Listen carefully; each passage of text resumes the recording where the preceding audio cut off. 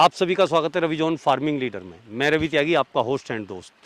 मेरे सभी बुजुर्ग और किसान साथियों को मेरा राम राम। किसान साथियों, आज आए हैं हम जलगांव महाराष्ट्र, जहां एक फिश फार्म है। वहां देखेंगे और जानेंगे कुछ अपने काम की बातें।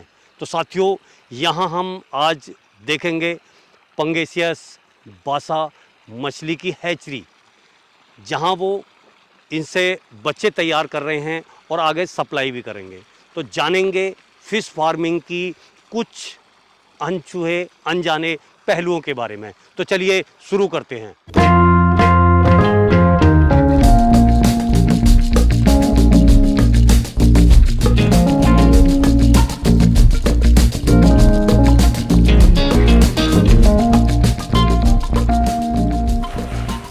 सर, आपका बहुत बहुत स्वागत है हमारे रवि जॉन फार्मिंग लीडर में।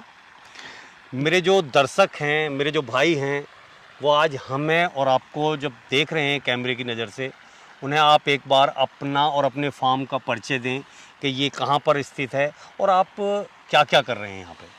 सत श्री अकाल, नमस्ते, आदाब। मैं हूँ तरनजीत सिंह और हम हैं इस वक्त जलगांव डिस्ट्रिक्ट महाराष्ट्र के तहसील रावेर के अंदर। यहाँ हमारा हैचरी का फार्म है।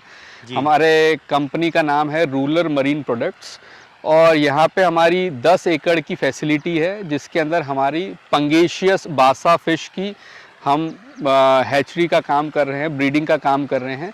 उसके साथ साथ हैचरी जो पंगेशियस की है, उसके साथ आपको सिंगी और पाबदा जो हाई वैल्यू फिशेज़ है, उसका भी हम हैचरी का काम साथ में यहाँ पे कर रहे हैं। तो सिंह साहब, आप इस लाइन में आए जी।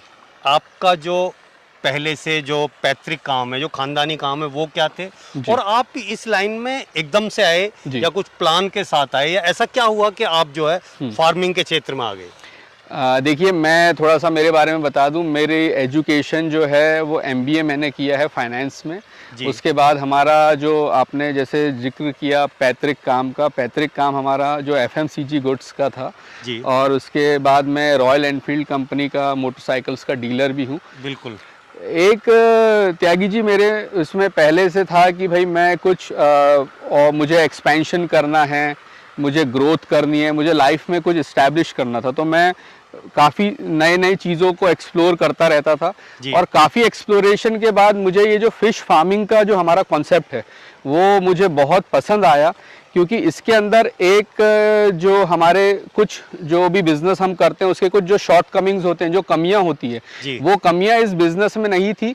और बहुत आसानी से एक आम व्यक्ति भी, कोई उसे बहुत करोड़ों रुपए की संपत्ति नहीं चाहिए, एक आम व्यक्ति भी उसे एक छोटी लागत से शुरुआत की जा सकती है। बिल्कुल बिल्कुल शुरू किया जा सकता है। मार्जिन्स इसमें बहुत अच्छे हैं और इसके अंदर काफ़ी इस प्रोडक्ट की डिमांड है। और ख़ास करके जो अभी पेंडेमिक का समय आ रहा है, तो जनरली लोग जो है हेल्दी फूड के तरफ आकर्षित हो रहे हैं और हर कोई ये चाहता है कि वो एक हेल्दी लाइफ जिए, और हेल्दी लाइफ जीने के लिए हेल्दी फूड बहुत ज़रूरी है। और जहाँ तक हम फ़िश की बात करें तो वो सबसे हेल्दी फूड्स में से गिना जाता है। बहुत हाई रिच प्रोटीन है, बहुत प्योर फॉर्म में है। तो ये सारे बहुत सारी चीज़ें थी जिन चीज़ों ने मुझे आकर्षित किया फ़िश फार्मिंग में आने के लिए। अभी क्या है कि जो डिमांड और सप्लाई की बात है, हाँ जी, हाँ जी, आज के टाइम में जो डिमांड है और जो सप्लाई है, जो पैदावार है, उसकी क्या स्थिति है फिश के मामले में? त्यागी जी, जहाँ तक डिमांड सप्लाई की बात है, जो मेरी स्टडी है वो ये बोलती है कि आज की डेट में अगर इंडिया में 100 kgs अगर फिश का रिक्वायरमेंट है पर डे, तो हम केवल 50 to 60% ही उसका भी उत्पादन कर पा रहे हैं। तो इस कारण से जो हमारे दूसरे बिजनेसेस में एक कमियां, शॉर्टफॉल रहता है कि डिमांड सप्लाई का प्रॉब्लम रहता है कि जब चीज़ों की डिमांड होती है तो सप्लाई नहीं होती और सप्लाई होती है तो डिमांड नहीं होता। तो ये चीज़ फिशरी सेक्टर में नहीं है और ये एक बहुत बड़ी अपॉर्चुनिटी है लोगों को इस क्षेत्र में आने के लिए कि यहाँ पे बहुत डिमांड है। अभी हम एक्सपोर्ट की बात तो करें ही ना, क्योंकि एक्सपोर्ट तो अपने आप में और बहुत ज़्यादा और पोटेंशियल वाला बात है, लेकिन अभी हम हमारी जो देश की ही पूर्ति है वही नहीं कर पा रहे हैं। तो सर, अब आप जो है यहाँ पे कितने लैंड में ये फिश फार्मिंग कर रहे हैं? सर, हमने जो अभी शुरुआत की थी, हमने लगभग 1.5 साल पहले शुरुआत की थी। अभी फ़िलहाल हम 10 एकड़ के अंदर हमारा रेडी यूनिट पूरा है जो आप अभी देख पा रहे हैं।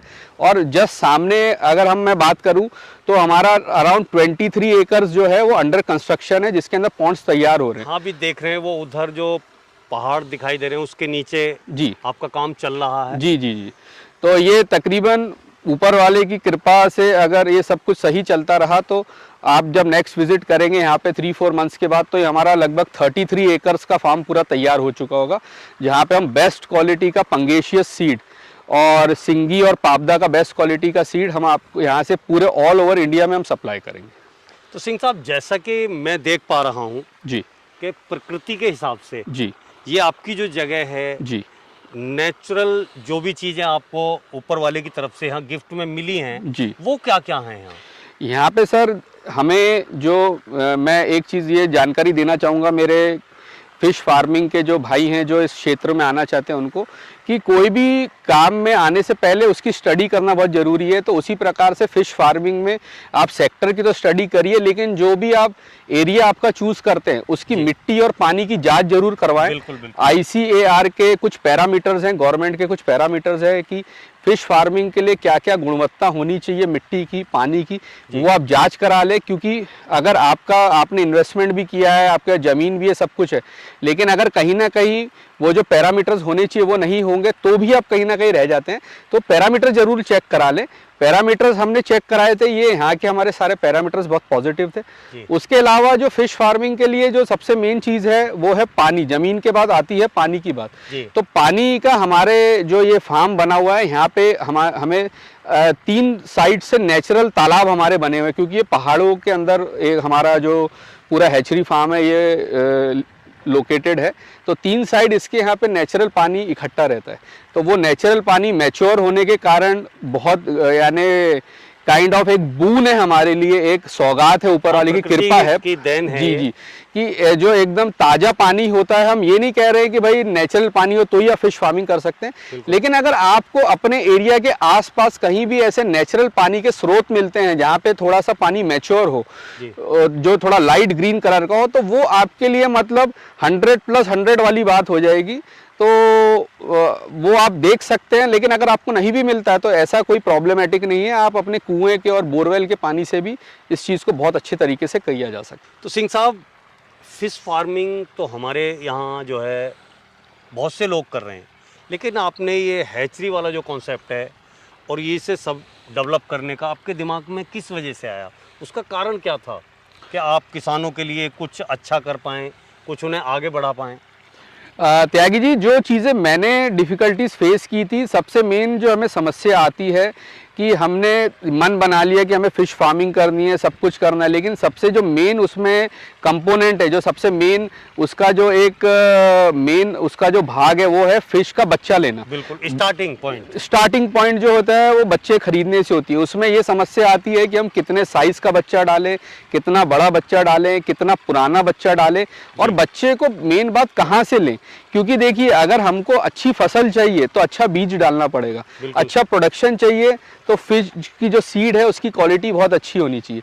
तो उसमें काफ़ी समस्याएं आती हैं हमारे भाइयों को। और ख़ासकर अगर मैं बात करूं हमारे सेंट्रल इंडिया की, तो जनरली इंडिया के अंदर जो भी फ़िश फार्मिंग लोग करते हैं, और मैं पंकेशियस अगर बीड बासा फीड की अगर मैं बात करूं, इसकी जो भी फार्मिंग होती है, तो इसका जनरली 80 to 90% जो सीड है वो बंगाल से खरीदा जाता है। लेकिन बंगाल से जब मैं सेंट्रल इंडिया और थोड़े साउथ इंडिया के हमारे भाइयों की बात करूं, नॉर्थ इंडिया में तो बंगाल पास में है, वहाँ पे उनको इजीली अवेलेबल हो जाता है, लेकिन सेंट्रल इंडिया और साउथ इंडिया में ये बहुत ज़्यादा प्रॉब्लम आती है कि दूरी बहुत ज़्यादा होती है। दूरी ज़्यादा होने के कारण बच्चे में मॉर्टिलिटी की शिकायत भी आती है, और सबसे मेन चीज़ है कि हमारी कॉस्टिंग बहुत बढ़ जाती है, क्योंकि किराया उसमें बच्चे का इतना ज़्यादा हो जाता है कि वो अल्टीमेटली कहीं ना कहीं हमारे प्रॉफिट्स को बहुत अधिक मात्रा के अंदर कम कर देता है। तो ये सारे फैक्टर्स को सोचते हुए हमने यही प्रयास किया कि कैसे करके इस जो समस्या है इसका हल किया जाए, और हमारे जो फार्मर्स हैं, जो यहाँ पे हमारे फिश भाई जो फार्मिंग करना चाहते हैं, उनको सही सजेशन सेंट्रल इंडिया में बैठ के कि भाई आपको कितने साइज़ का सीड स्टॉक करना है, और उनको बढ़िया से बढ़िया क्वालिटी का सीड अगर हम सेंट्रल इंडिया में प्रोवाइड करें, ये हमारा एक मोटिवेशनल फैक्टर था, इंस्पिरेशनल फैक्टर था। और हमने मेहनत की, टीम में हमारी मेहनत की और उसमें हम काफ़ी हद तक अभी सक्सेस हो गए हैं। हमारा प्रोडक्शन चालू हो गया है और हम अभी डिलीवरी अगले 5 से 7 दिनों के अंदर हम डिलीवरी उसकी चालू कर देंगे। तो सर, आपने जो ये प्रयास किया, ये प्रयास आपका बहुत ही हमारे किसान भाइयों के लिए सराहनीय है जी। और इसमें आप हमारे किसान भाइयों से फिश फार्मिंग के बारे में जी। या हैचरी के क्षेत्र में और क्या कहना चाहेंगे? मेरा इनसे, जो हमारे भाई हैं जो कर रहे हैं और जो करना चाहते हैं, जो कोई अच्छी अपॉर्चुनिटी देख रहे हैं अपने आप को सेल्फ एम्प्लॉयड करने के लिए, मैं उनको यही कहूँगा कि आप आइए, आप आके रूरल मरीन प्रोडक्ट से संपर्क कीजिए। आपकी पॉइंट 0 से लेके पॉइंट एंड जेड पॉइंट तक आपको जो भी चीज़ें लगती है, चाहे वो आपको तालाब कैसे खुदवाने हैं, चाहे आपको क्या साइड्स का सीड स्टॉक करना है, पॉन्ड प्रिपरेशन के अंदर आपको क्या क्या चीज़ें डालने की ज़रूरत है, किस प्रकार से पॉन्ड की प्रिपरेशन की जाए, हम ए टू लेके जेड तक उनको हर चीज़ में हेल्प करेंगे। और ये जो भी हमारी कंसल्टेंसी है ये पूरी फ्री ऑफ चार्ज है, इसका कोई आपको चार्ज नहीं देना है, कोई चार्ज नहीं देना, कोई चार्ज नहीं देना है। आपको हमारा पूरा एक ये प्रयास है कि हम किसी भी प्रकार से एक अपना कंट्रीब्यूट कर सके कि भाई ये जो हमारे देश में अभी एक अनएम्प्लॉयमेंट की और बेरोजगारी की जो समस्या बहुत बढ़ रही है, तो फिशरीज के सेक्टर से हम इस समस्या को कैसे दूर कर पाएँ और हमारे जो आम सिटीजन्स हैं देश के, उनका जो जीने का स्तर है, उनकी इनकम के सोर्स को कैसे हम बढ़ा पाएँ, ये हम इसके अंदर इस फिशरीज़ के सेक्टर से हम उसका पूरी कोशिश करेंगे कि हम इसमें मैक्सिमम उस चीज़ के अंदर कंट्रीब्यूट कर पाएँ। तो आप आइए, हमसे जुड़िए और आपकी जो भी समस्याएं हैं हम उसको पूरी तरीके से उसका समाधान आपको देने की पूरी कोशिश करेंगे। तो सर, आपने अपने हैचरी का व्यू कराया, दिखाया, बताया हमारे किसान भाइयों को और इतनी अच्छी जानकारी दी कि जो वो इसे अपने जीवन में इस्तेमाल करें और फिश फार्मिंग करें तो एक अच्छा जीवन स्तर पा सकते हैं जी। उसके लिए आपका अपने किसान भाइयों की तरफ से मैं धन्यवाद करता हूँ। Thank you.